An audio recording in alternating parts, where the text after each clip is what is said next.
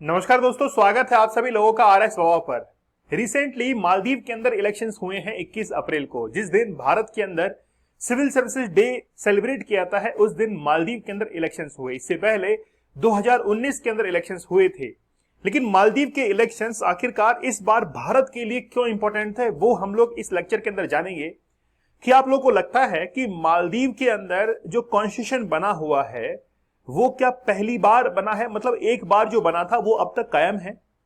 लेकिन मालदीव के अंदर जो कॉन्स्टिट्यूशन है इसको बदलने की पूरी तरीके से तैयारी हो चुकी है। मोहम्मद मोइजू एक ऐसे राष्ट्रपति हैं जो कि प्रो चाइना है, चाइना का पूरा समर्थन करते हैं, और इस बार उनका भरसक यह प्रयास रहेगा कि वो मालदीव के कॉन्स्टिट्यूशन को ही चेंज कर दे, क्योंकि चाइना का तो ऑलरेडी हो चुका है, रशिया का ऑलरेडी हो चुका है। रशिया और चाइना ने डिसाइड किया है कि जब तक, यानी कि अगले 2035 तक तो चाइना के अंदर शी जिनपिंग ही वहां के राष्ट्रपति रहेंगे, वहां के राष्ट्र अध्यक्ष रहेंगे।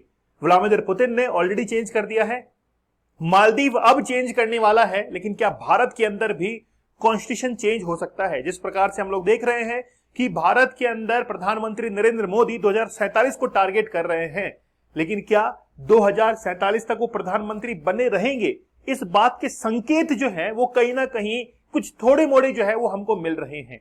क्या भारत के अंदर भी कॉन्स्टिट्यूशन चेंज हो सकता है? इसके बारे में हम लोग चर्चा करेंगे। लेकिन मोहम्मद मोइजू जो कि प्रो चाइना है, इनके बारे में चर्चा करेंगे, और इलेक्शंस के क्या रिजल्ट्स रहे हैं उनके बारे में हम लोग देखेंगे।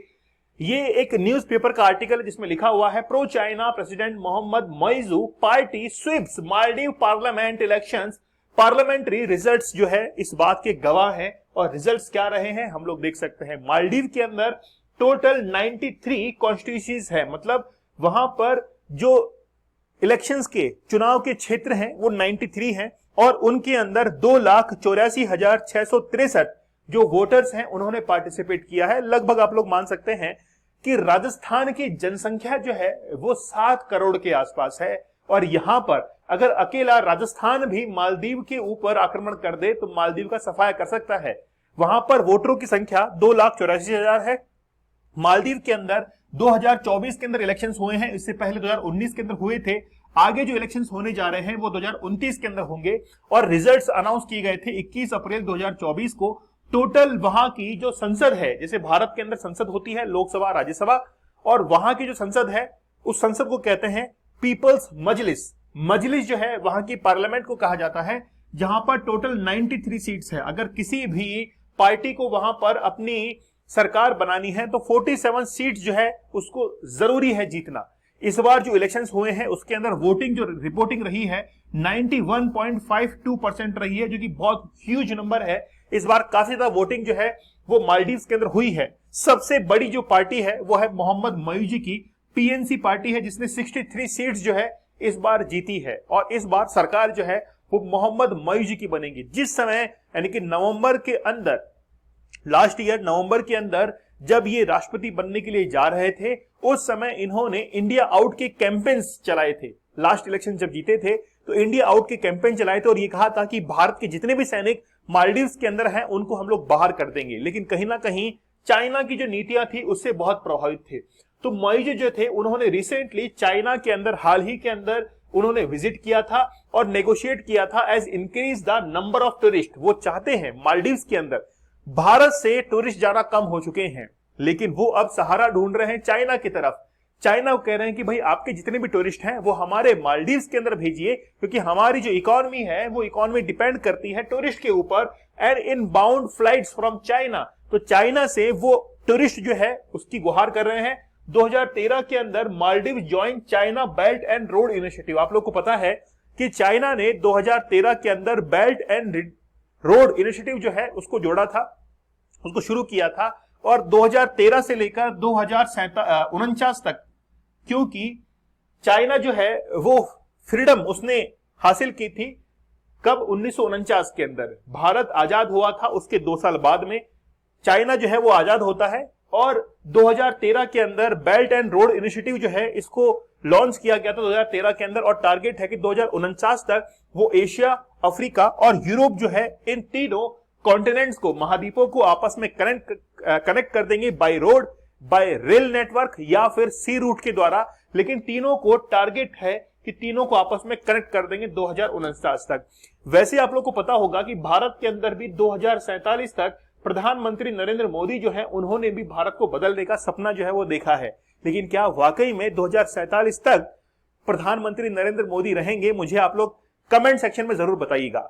मोहम्मद मईजू जो है वो ये चाह रहे हैं कि इस बार कॉन्स्टिट्यूशन पूरा का पूरा बदल दिया जाए मालदीव्स का, और उसके जगह नया अमेंडमेंट करके नया कॉन्स्टिट्यूशन लाया जाए और अगले जो राष्ट्रपति है वो बहुत लंबे समय तक बने रहें।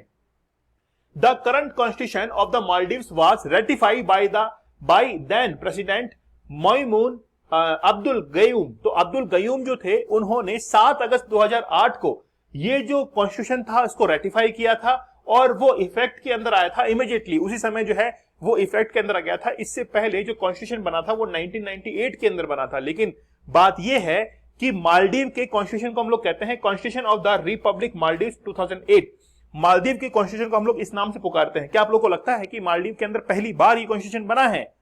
मालदीव के वर्तमान के अंदर जो संविधान है उसके अंदर टोटल 14 चैप्टर है। जैसे हम लोग कहते हैं कि भारत के संविधान के अंदर 22 भाग हैं, है ना, वैसे ही मालदीव के कॉन्स्टिट्यूशन के अंदर 14 जो है वो चैप्टर्स हैं। इसके साथ में ही वहां पर शेड्यूल जो है वो केवल 3 शेड्यूल्स हैं, शेड्यूल 1, शेड्यूल 2, और उसके अंदर auth of office, administrative division और नेशनल फ्लैग की जो है वो बात की गई है।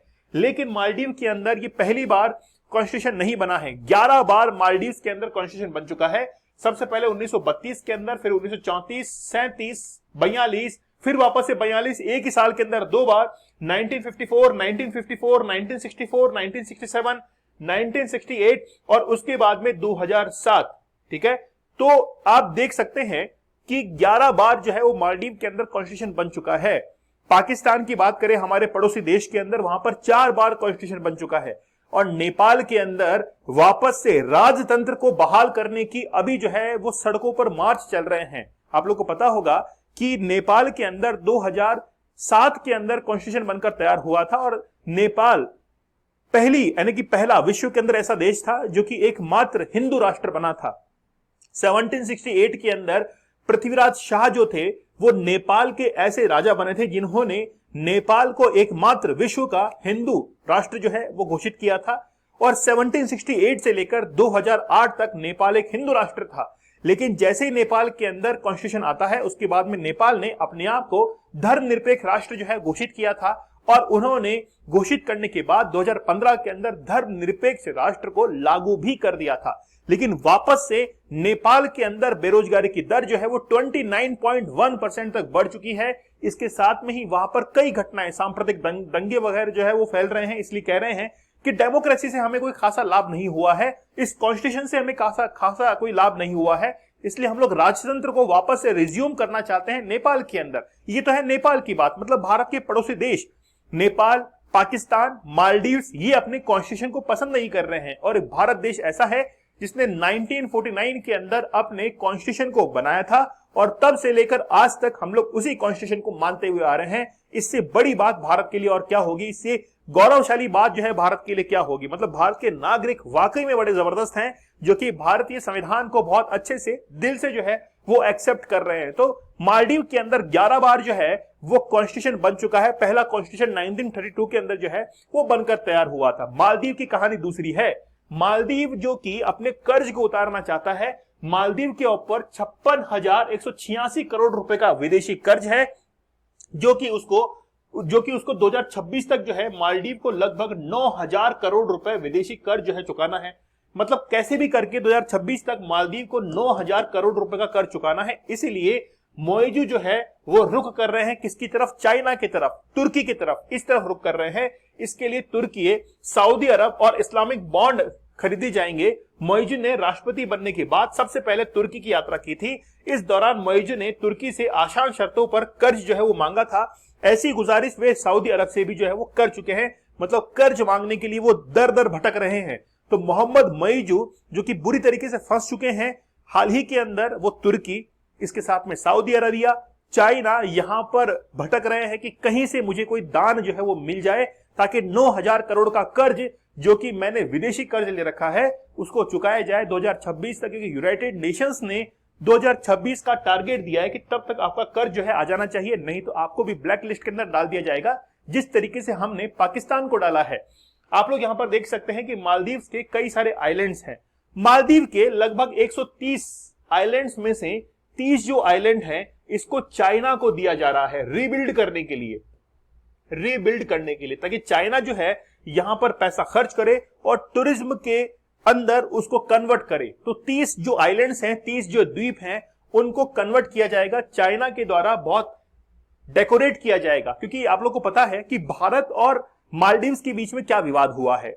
मालदीव के कुछ जो मंत्री हैं वो ट्वीट करते हैं प्रधानमंत्री मोदी के लिए, जब वो लक्षद्वीप विजिट के लिए जाते हैं 7 जनवरी 2024 को, कि ये बेसिकली इजराइल के पपेट हैं, कठपुतली हैं, और जो सेवाएं हम लोग मालदीव के अंदर टूरिस्ट को दे रहे हैं, जो हॉस्पिटलिटी दे रहे हैं, वो कहीं ना कहीं भारत लक्षद्वीप के अंदर नहीं दे पाएगा। वहां के बेडशीट में से बदबू आती है, होटल्स और बाथरूम्स में से बदबू आती है, इसीलिए मालदीव जो हॉस्पिटलिटी दे रहा है वो भारत कभी भी लक्षद्वीप के अंदर नहीं दे पाएगा। और इससे हमने बॉयकॉट किया था मालदीव का कि हम लोग मालदीव नहीं जाएंगे, और उस समय जितने भी टूरिस्ट न्यू ईयर को जा रहे थे मालदीव के अंदर वो नहीं गए और उन्होंने अपनी विजिट को कैंसिल किया और लक्षद्वीप की टिकट्स उन्होंने बनाई थी। और इससे मालदीव को सबक मिला था, मालदीव को समझ में आ गया था कि कहीं ना कहीं हमने गलती की है। तो यहां पर जितने भी आइलैंड्स हैं उनको डेवलप किया जाएगा। मालदीव की हालत कुछ ऐसी बनी हुई है, किनारे पर भी आप लोग देख सकते हैं कि किनारा बिल्कुल टच कर रहा है यहां पर समंदर को। इस पे जो पूर्व राष्ट्रपति थे उन्होंने कहा था कि मालदीव आगे आने वाले समय के अंदर डूब सकता है, इसलिए हमें अपनी जगह को चेंज करना चाहिए। ऑस्ट्रेलिया या दूसरे देशों से हमको मदद मांगनी चाहिए कि हम आपके यहां पर जमीन जो है वो आकर खरीद लेंगे, हम अपने देश को ही शिफ्ट कर देंगे, क्योंकि मालदीव जो है वो आगे आने वाले समय में डूब सकता है। क्योंकि यहां पर देख सकते हैं कि पीपल जो डेंसिटी है वो काफी ज्यादा है, जो लोगों का घनत्व है वो काफी ज्यादा है, और कितना घना बसा हुआ देश जो है वो मालदीव है। किनारे जो है वो बिल्कुल इसके पास में आ चुके हैं, इसलिए वहां के राष्ट्रपति ने कहा था कि हमको जल्द ही जो है वो जगह भी बदल लेनी चाहिए। लेकिन मालदीव और भारत की दुश्मनी जो है वो कुछ हद तक अब बढ़ती जा रही है, खास तौर पर वहां के राष्ट्रपति मोहम्मद मयूज के कारण। लेकिन वो भारत के बिना नहीं रह पाएंगे। जिस तरीके से एक मछली बिना पानी के तड़पती है, वैसे ही मालदीव जो है वो कुछ दिन के अंदर तड़पने वाला है, उसके हालात जो है उसको दिखाने वाले हैं। आप लोग मुझे कमेंट सेक्शन में ये बताइएगा कि हमने भारत के द्वारा मालदीव के अंदर एक ऑपरेशन चलाया था, उस ऑपरेशन का नाम क्या है, जिसके तहत राष्ट्रपति को बचाया गया था मालदीव के अंदर जाकर। उस समय भारत के अंदर जो प्रधानमंत्री थे वो राजीव गांधी थे। चलिए मुझे आप लोग कमेंट सेक्शन में जरूर बताइएगा। मिलते हैं आप लोगों से अगले सेशन के अंदर। चैनल के ऊपर नए हैं तो सब्सक्राइब आप लोग जरूर कर लीजिएगा। तब तक धन्यवाद, थैंक यू, जय हिंद।